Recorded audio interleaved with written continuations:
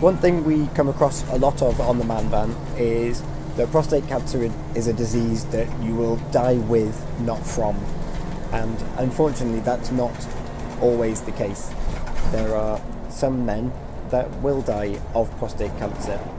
On Monday, I let you know some sad news that we had over the weekend in relation to one of our clients in Wrexham, and I thought it fitting that as we were in Wrexham today that I would dedicate this episode to him. His uncle came on board today as well, just to have a chat and to go through different application forms for them. And we weren't sure whether to expect them or not, but I'm glad that they did come, because it is therapeutic to talk about it, about the death of a family member, about bereavement, and they wanted to express to us personally just what this service meant to him. What I want you to take out of the next couple of minutes or so is that even if someone is dying, they are not yet dead, and to carry on living as you normally would. This couple came on board actually on one of our first visits up to North Wales, and he had been diagnosed with prostate cancer and advanced prostate cancer, and I think his wife was in a bit of a denial. He was a giant of a man, like a gentle giant, very determined that he was going to see this through, and quite a macho man. So didn't want to take any medication, was quite willing to have the treatment he wanted, that was needed. But yet he was going to bear this and not show to his wife how hard it was. So we discussed things, and over the year he came back every month basically, and you could see that he was getting worse. Pain was getting worse. He was quite involved with the prostate cancer support group in his area, and thought the ManVan was a fantastic asset to North Wales, or to Wales in particular, because of the support that and the information that they could gain from us as a team. So with Tom's help with the financial issues, with my help answering any questions, and with Paul's help as well, giving not so much counselling but therapeutic conversations with them both. Yeah, well, he was in kind of semi-integral to getting us in the loop with Wrexham. Yes. And particularly with the North Wales support group and the involvement of the healthcare professionals in that group. He invited myself, Paul and Peter at the time, and we attended one of their talks, and he couldn't talk highly enough of the services that he'd had at that stage. And at that stage, it wasn't even that much. It was just a space that he could come with his wife and talk about what he was going through without that fear fact that there wouldn't be support for his wife afterwards. And he would continue to come on. He was encouraging more and more men to come on board. I think we had the more and more committee members of the group come on as a result, and we've ended up being a mainstay on their website as well. And it even got to the stage where he was coming on board and assisting new patients and ongoing patients that he'd never met before, because he wanted to let them know that there was something else available for them to support them. And he just wanted people to have the best support, even if he wasn't necessarily one to take it himself. Yes. He was very passionate about us, about the value of us, about the value of the support group.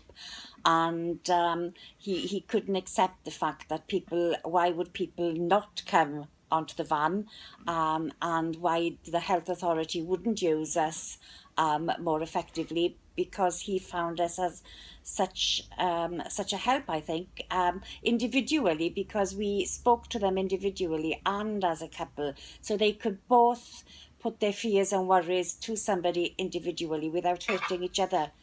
And I think they coped quite well.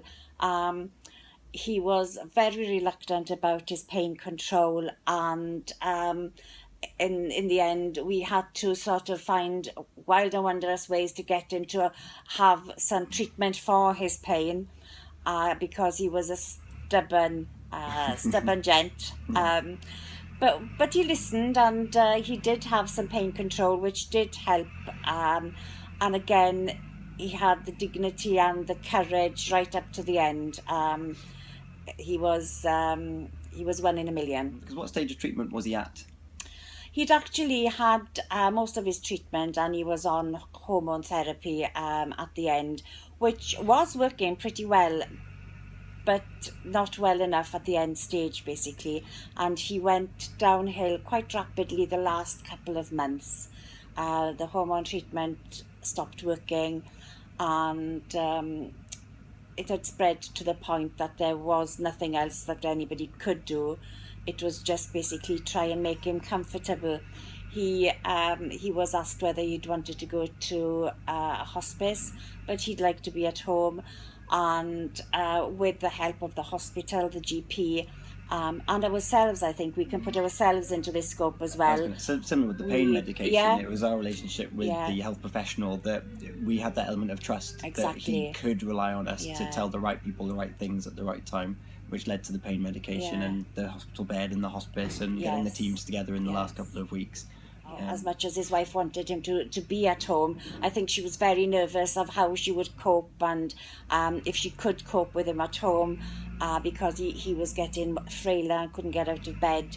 And I think we put her mind at ease that when the hospital bed could be put in place, and it was put in place that same day, actually, it was requested, that people could be able to come in to help with her with the morning and the afternoon, and there was other things that can be done to help in this situation, and be natural at home, and being able, single bed in the corner next to a wall, and even if she sort of pushed in with him just to give him some security and spend some quality time at the end, that they could be together. And when she did phone and tell us that he had passed away, she actually said that she'd spent time coaching him before he passed away. And I think that meant the world to her, that she'd, I suppose, been given permission that this was fine, that she wasn't going to break him by coaching him and just spending time with him. A very sad end. I think it was an end that, I don't know, perhaps gave them something, or gave her something to be glad about, and hopefully give him the comfort and the support he needed as he passed away. And she'll continue to receive support from us as well, particularly myself and Paul, from a health and wellbeing perspective, and also financial aspect, because we'd helped him maximise his income, and now that doesn't exist in our household, so the support doesn't end just because the client's passed away. That there's a wake of people that have been left, and that's another reason why we exist. How do you describe him? He was my Shrek, my kind, gentle giant, always thinking about everybody else and not about himself. But hopefully we made him think a little bit, to take care a little bit more of himself. No. But yes, I take my hat off to him. He was he was a lovely, lovely man, and he's going to be greatly missed. Take my